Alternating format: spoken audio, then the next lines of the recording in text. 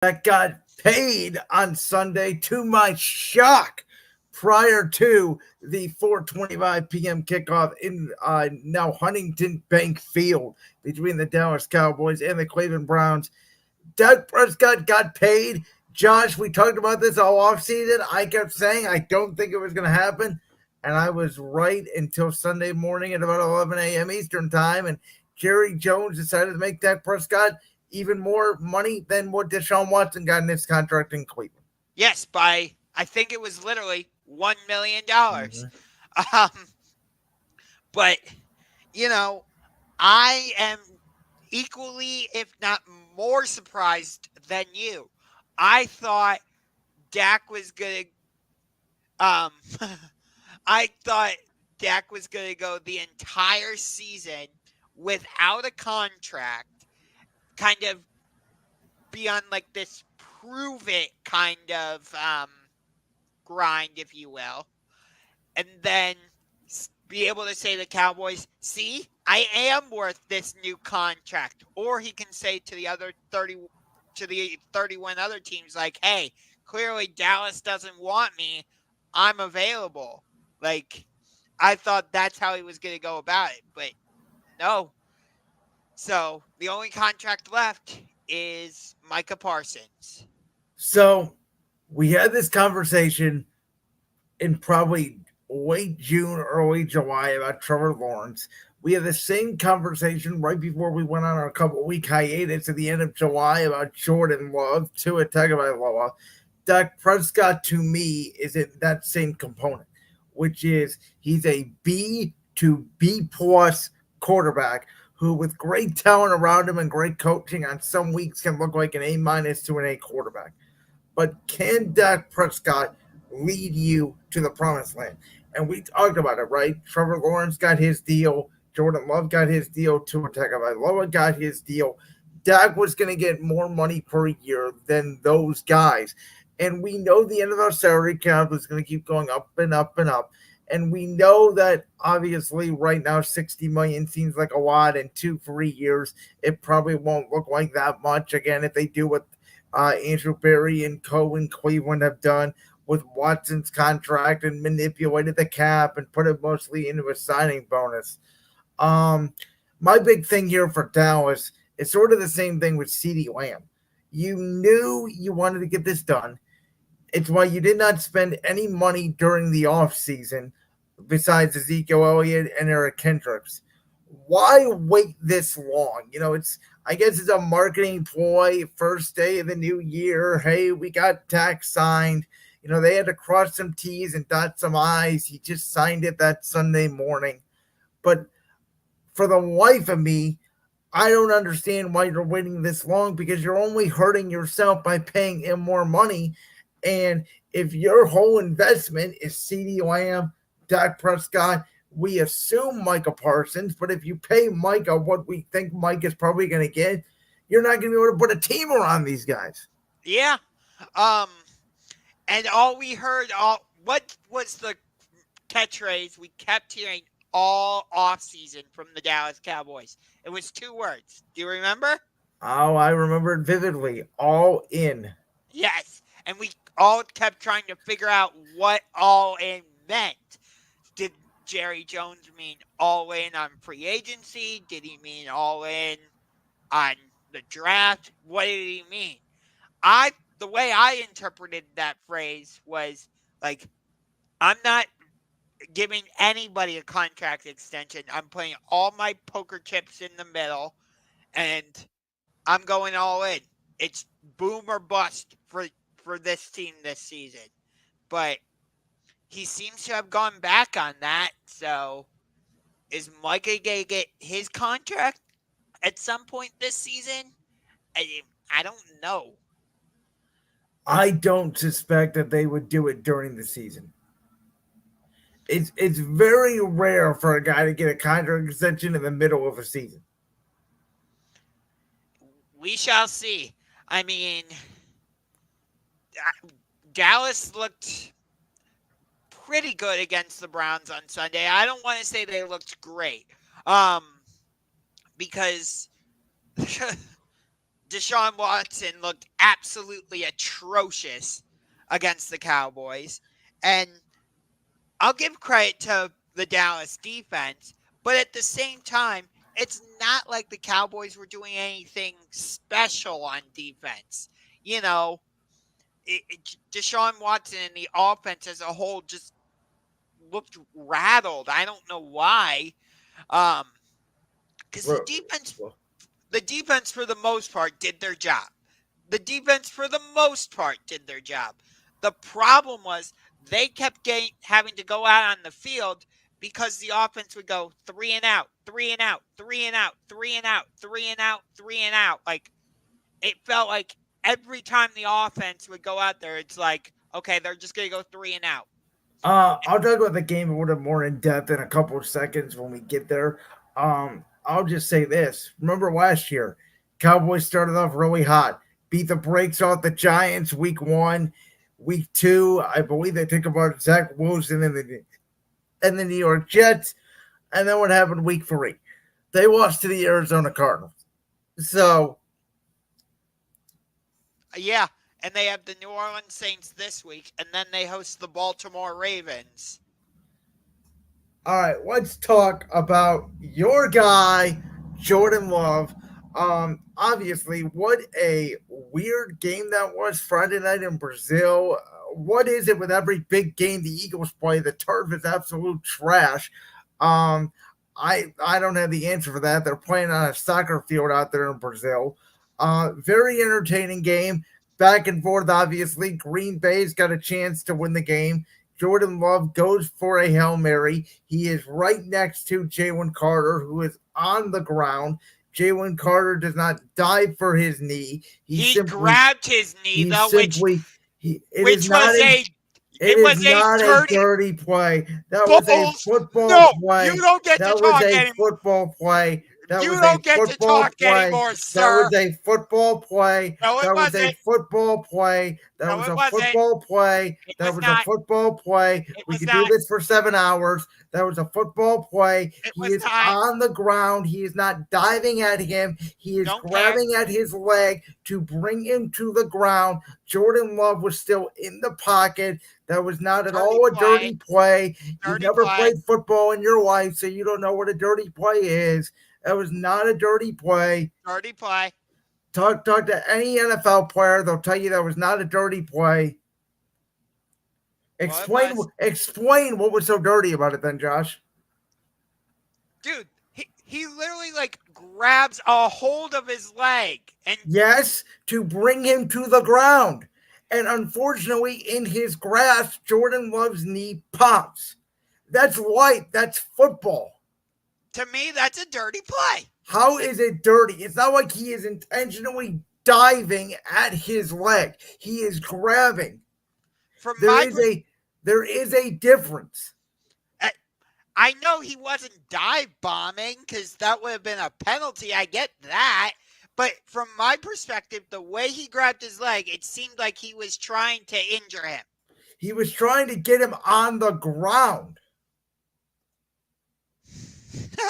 Oh, God. I'm not even going to read Grandizer's latest comment in the live chat. But okay. To answer the question on the screen, Malik Willis is the current Green Bay Packers starting quarterback. They have the Indianapolis Colts this weekend. I've already bet the Colts -3. Malik Willis is not an NFL quarterback unless he's coached by me in Madden NFL 25. Then he is an MVP candidate. But nonetheless, they have Indianapolis, they have Tennessee, and then they have Minnesota, who looked really good, albeit it was the Giants. But we both predicted Sam Darnold could have a good year in that system. In my opinion, if Jordan Love doesn't get back in 3 weeks, Green Bay's in trouble. I think they can survive this stretch right here, but he's got to be back in 3 weeks. Yeah, they have Indianapolis, Tennessee, Minnesota, and then a huge game out in SoFi Stadium against the LA Rams. Jordan Love needs to be back for that game specifically. Not Not By to the way, and if he does come back in that game, he's not going to be 100% in that game. It's going to take him 2-3 more weeks to get back and in game shape and get that knee comfortable. right. I agree with you, but I just think that game between the Packers and Rams is going to be huge for the NFC playoff picture because I believe you and I both have the Rams making the playoffs. You you do not have the Packers in. I do. Um, I did not, and I'll tell you what, this is a big game because this was one of those go either way games on the schedule for me. I gave Green Bay the advantage at home. For me, is this a game that puts the Colts, from 9 to 10 wins and puts them in the playoffs? yeah, I have the Colts in the playoffs, and they looked really good, albeit in a loss at home to I Houston. mean, Anthony Richardson completed 9 passes. They were the most beautiful 9 completions I've ever seen somebody make in a football game, Yes. especially the one when he was falling back and hit Alec Pierce 60 yards in the air to complete on a rope. You can see the talent in him, obviously, and we know how brilliant Shane Steichen is. And their defensive line was actually getting a lot of pressure on Stroud. Now, Joe Mixon had a huge game. And I think that Green Bay is going to have to rely on that running game and Josh Jacobs, who got going a little bit in the second half against that Philly defense. He had the one long run. But I'll be honest, Josh, and this is where you and I are going to differ off course again. I know you're going to call me crazy, but I wasn't impressed by Jordan Love when he did play Friday night. I didn't think he played that well. 50% completion percentage. I thought Jaron Reed had a couple of big plays, obviously, but there was a couple throws. There was one where he didn't slip, and for whatever reason, he just dirted the ball on the ground. It was a play action pass. It was early in the second half. They had Jaron Reed over the middle, and he just dirted it. You could tell that the Eagles' defensive line was starting to get a lot of weight in the game. I thought he got a little bit of skittish in the pocket. And let's be honest, Philly had the 2 bad mistakes to start the game, the horrible interception by Hurts, followed by the missed snap by the new center Cam Urges. And Green Bay comes away from that situation with only 2 field goals. So is that Green Bay's offense? Is that Philly's defense making a stand? We don't know, but Green Bay's going to have to get the red zone corrected. Yeah. No, I won't say you're crazy in this case. Yeah, I'm a huge Jordan Love fan, but in this case, no, he didn't look great on Friday night against the Eagles. I'll give you that. I think he'll be better once he gets back. But I also agree with what you said earlier that it will take him a couple weeks to get back to being fully healthy. But here's what I'm wondering. Do the Packers maybe try calling Ryan Tannehill to come in and take over as There's speculation out there. Here's what I'll say. And whether it's gamesmanship or not by Matt LaFleur, I don't know. But he has yet to rule out Jordan Love for this coming up game against Indianapolis. I think if they knew Jordan Love was going to be out for the full 6 weeks, they would call Ryan Tannehill. I think the fact that they have not, by all intents and purposes, called him, again, LaFleur has not fully ruled him out yet for Sunday, tells me I think they think 3 weeks is sort of the max for this injury, and they are going to try to get him back maybe by the Minnesota game. So, if it turns out that Malik Willis is the starting quarterback for this Sunday against the Colts, do you think the Packers have to completely change their offense?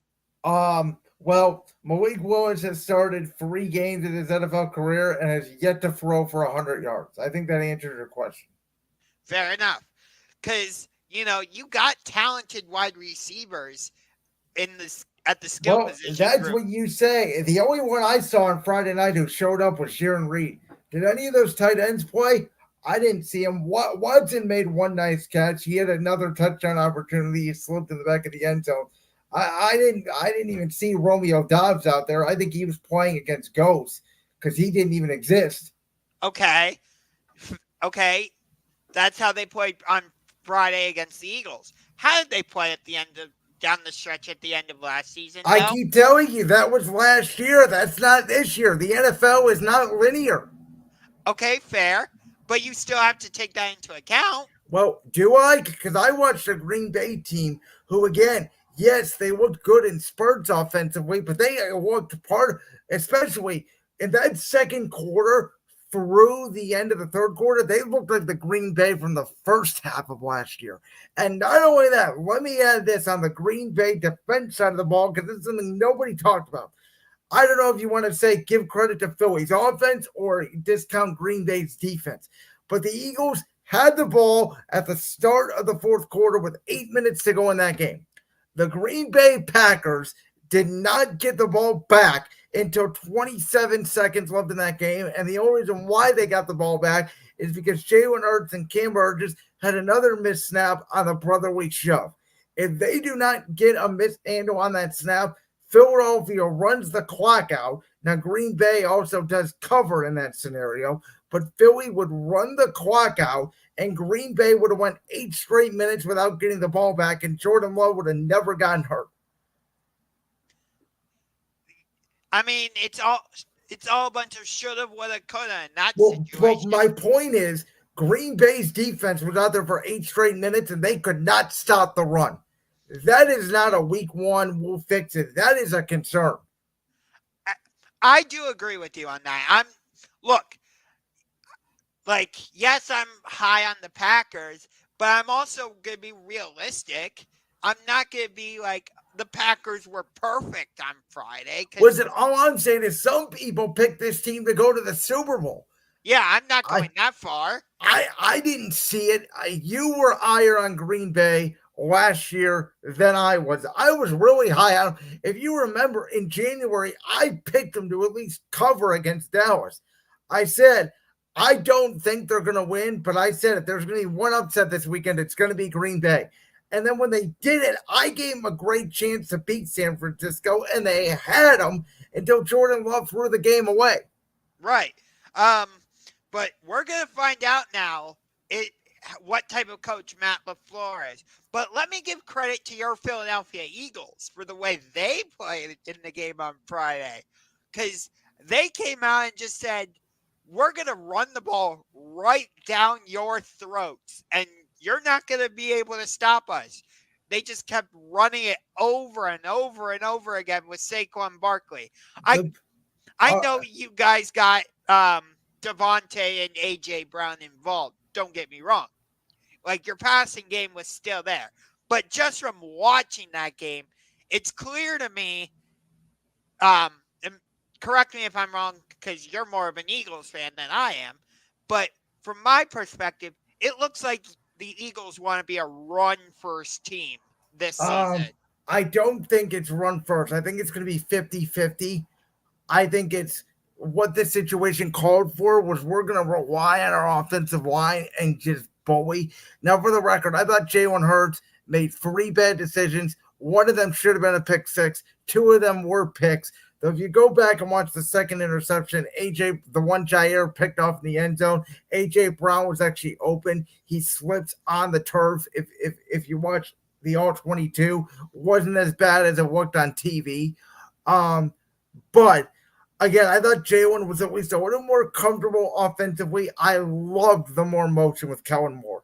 Get him under center, a little more pistol, more motion, get the ball out of your hands, and have answers to the blitz. That was the most encouraging sign I saw all Friday night from my team. They had answers to the blitz. Jalen Hurts was comfortable with it. When Green Bay sent the blitz, he was on time and accurate. And again, they turned the ball over twice in their own zone the first 10 minutes of the game. They still ended up with 34 points. Yeah. Again, like I said, you're more of an Eagles fan than I am, so I understand why you're saying it's going to be more 50-50. But it looked like this is just from my perspective, it looks like they want to be a run-first team. We'll see how that goes throughout the season if it does become more 50-50 like you said. But, man, I can't wait to see what Saquon looks like back in Lincoln Financial Field on Monday night against Atlanta.